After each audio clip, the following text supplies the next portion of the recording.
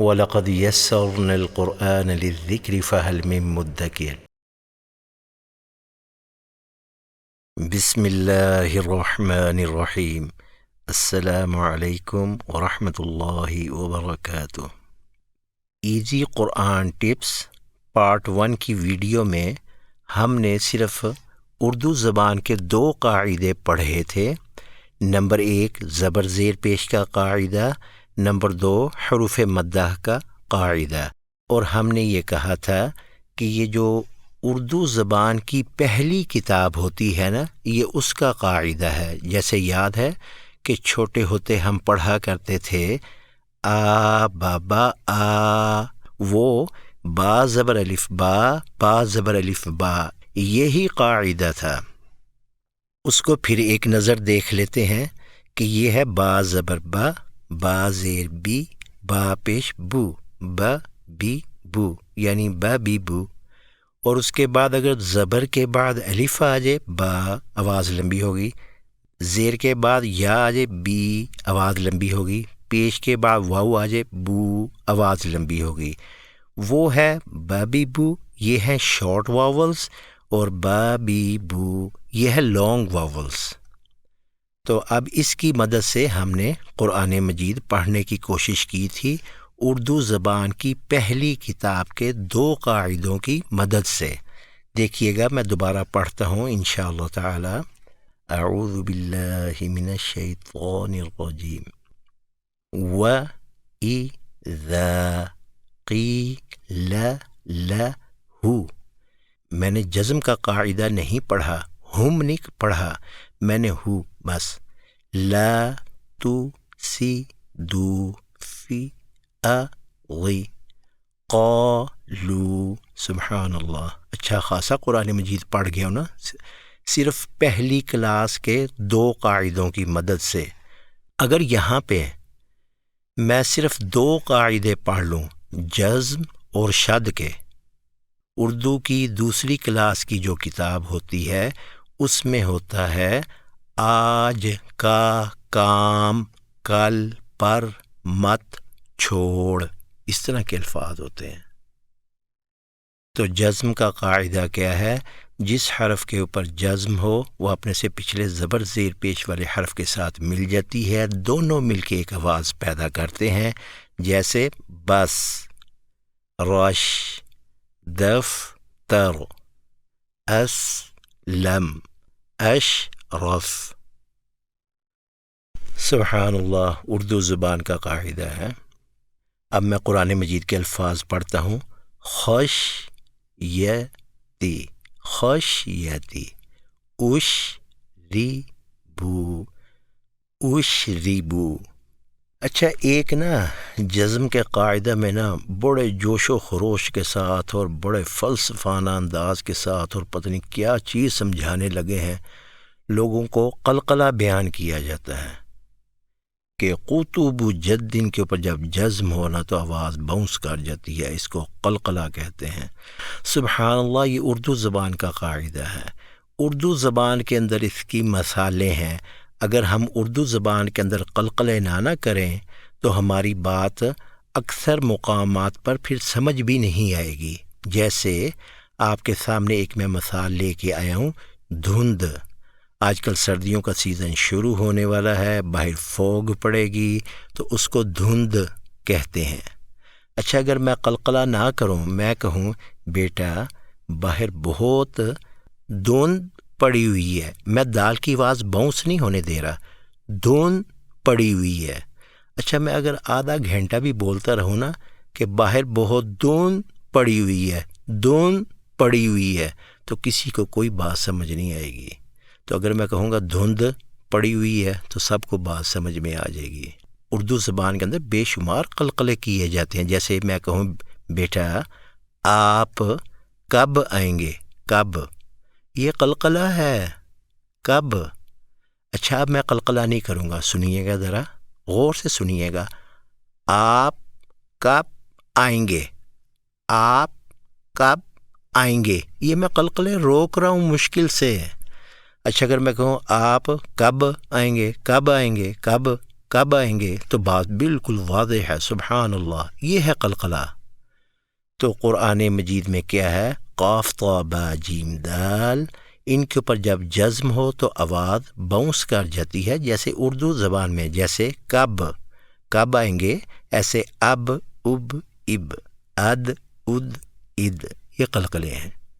اسی طرح اب قرآن مجید کے الفاظ ہم پڑھ لیتے ہیں، دیکھیے گا، خلقنا، خلقنا، اگر میں آواز کو روکوں گا نا، خلقنا، تو یہ تو بہت مشکل ہے۔ اگر آپ ذرا سا بھی مضبوط کلام کریں گے نا تو اسی وقت قلقلہ ہونا خود بخود شروع ہو جائے گا۔ ہماری اصل پرابلم کیا ہے یہ میں آپ کو بتاتا ہوں انشاءاللہ تعالی۔ ہم میں سے نا اکثر لوگ اردو کو نا پولا سا پڑھتے ہیں، نامکمل ادائیگیاں کرتے ہیں۔ قرآن کی آیت کا ترجمہ ہے، تمام تعریفیں اللہ کے لیے ہیں جو سارے جہانوں کا پالنے والا ہے۔ اچھا، اب اس کو نا پڑھنے کے دو طریقے ہیں۔ ایک ہے تمام تعریفیں اللہ کے لیے ہیں جو سارے جہانوں کا پالنے والا ہے، یہ نامکمل ادائیگی ہے نا، دوبارہ سنیے، تمام تعریفیں اللہ کے لیے ہیں جو سارے جہانوں کا پالنے والا ہے۔ ہم اس طرح کر کے پھر قرآن مجید پڑھتے ہیں نا، الحمدللہ رب العالمین الرحمن الرحیم مالک یوم الدین، یہ نامکمل ادائیگی ہیں۔ اگر یہاں پہ ہم اپنے لب و لہجہ کو مضبوط کر لیں نا، جیسے تمام تعریفیں اللہ کے لیے ہیں جو سارے جہانوں کا پالنے والا ہے۔ اسی طرح فرض کیجیے میں کہتا ہوں مالک یوم الدین، ایک ہے میں ذرا سا مضبوط کر لوں، مالک یوم الدین، ایک ہے میں لوز پڑھوں الرحمن الرحیم، ایک ہے میں ذرا مضبوط کر لوں الرحمن الرحیم۔ تو جو ہی آپ اپنے لب و لہجے کو مضبوط کرتے ہیں نا تو سبحان اللہ قرآن مجید خود بخود آسان ہو جاتا ہے، اس کا خود بخود اکثر تلفظ درست ہو جاتا ہے۔ صرف اتنی سی پرابلم ہے کہ ہم اردو نامکمل ادائیگی کے ساتھ بات کرتے ہیں، وہی لب و لہجہ لے کر ہم قرآن مجید میں آ جاتے ہیں۔ ایک دو وجہیں اور بھی ہیں انشاءاللہ تعالی، وہ وقت کے ساتھ ساتھ ہم بیان کریں گے۔ اچھا جی، اس کے بعد اگلا قاعدہ جی، لو جی، اب ہم نا کلاس سوئم یعنی تیسری کلاس کا یہ قاعدہ ہے، باغ میں ہر طرف پتے بکھرے پڑے تھے، تو پتے شد کا قاعدہ، سبحان اللہ۔ اب ہم تیسری کلاس میں داخل ہو گئے ہیں۔ پتا، گنا، فٹا، بچہ اور بے شمار الفاظ جن کے اوپر شدیں پڑی ہوتی ہیں، جیسے سکہ، شدت، مچھر، تو یہ شد کا قاعدہ ہے۔ تو اب قرآن مجید میں بھی یہی قاعدہ ہے، اف، ف، اح، ح، اخ، خ، تو یہ سبحان اللہ جس حرف کے اوپر شد آ جائے اس کو 2 ٹائم پڑھ لینا ہے، بس اتنی سی بات ہے۔ جیسے اردو میں، جیسے انگلش میں ڈبل پی ڈبل زی، مزمل، مزمل، ڈبل زیڈ آتا ہے نا، ڈبل زی آتا ہے وہاں پہ، تو یہ وہی قاعدہ ہے۔ اب قرآن مجید کے الفاظ پڑھتے ہیں، دیکھیے گا، کف فلح المسحرین وسخر، تو جزم اور شد کا قاعدہ کیا ہے کہ جس حرف کے اوپر جزم آ جائے یا شد آ جائے تو وہ اپنے سے پچھلے ایسے حرف کے ساتھ جا کے ملتی ہے جس کے اوپر زبر زیر پیش ہو۔ درمیان میں اگر خالی حروف ہوں تو وہ پڑھنے میں نہیں آتے، جیسے لام کے اوپر جزم ہے تو والقمری، الف گر گیا، الف نہیں پڑھنے میں آیا۔ ایسے ہی شین کے اوپر شد ہے تو شد زبر زیر پیش کے ساتھ جا کے ملے گی، وترش شمس، تو یہ ہو گیا وترش شمس۔ ایسے ہی ذل اوتادی، تو اب ان 4 قاعدوں کی مدد سے میں قرآن مجید پڑھنے لگا ہوں انشاءاللہ تعالی۔ دیکھیے گا وہ 4 قاعدے کون سے ہیں، کلاس 1، کلاس 2، کلاس 3 کے بس۔ اور وہ پہلا قاعدہ ہے زبر زیر پیش کا، دوسرا حروف مدہ، تیسرا جزم اور شد۔ ان 4 قاعدوں کی مدد سے میں قرآن مجید پڑھنے لگا ہوں، دیکھیے گا، وَإِذَا قیل لہم. اب میں نے جزم کا قاعدہ پڑھ لیا نا. لا تفسدوا فل، ہاں یہ فا نے جا کے نا لام کے ساتھ مل جانا. ارضی قالوا. اچھا اس کے اوپر مد پڑی ہوئی ہے تو یہ ایک مد کا قاعدہ ہم پڑھ لیں گے انشاءاللہ تعالی. انما نحن مصلحون. الا نہیں مد نہیں مجھے کرنی، ابھی میں نے مد کا قاعدہ نہیں پڑھا. ابھی میں غنہ بھی نہیں کر رہا، اس کا قاعدہ میں نے نہیں پڑھا، لہذا انہم ہم المفسدون ولا، ہاں یہ ایک نیا قاعدہ آ گیا. ولیکن لا نہیں، یہ ادغام کا قاعدہ ہے. اچھا یہ بھی انشاءاللہ کل پڑھتے ہیں انشاءاللہ تعالی.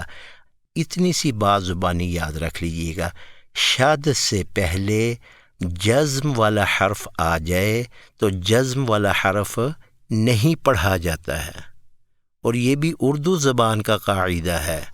وَلَكِن لَا يَشْعُرُونَ. جی بیٹا اس سے آگے انشاءاللہ تعالیٰ کل چلیں گے. ہماری ویڈیو روز لمبی ہو رہی ہے، حالانکہ آئیڈیا تو یہی تھا کہ 5 منٹ سے زیادہ کی نہیں بنانی ہے، لیکن یہ ہے کہ 10 منٹ ہو جاتے ہیں.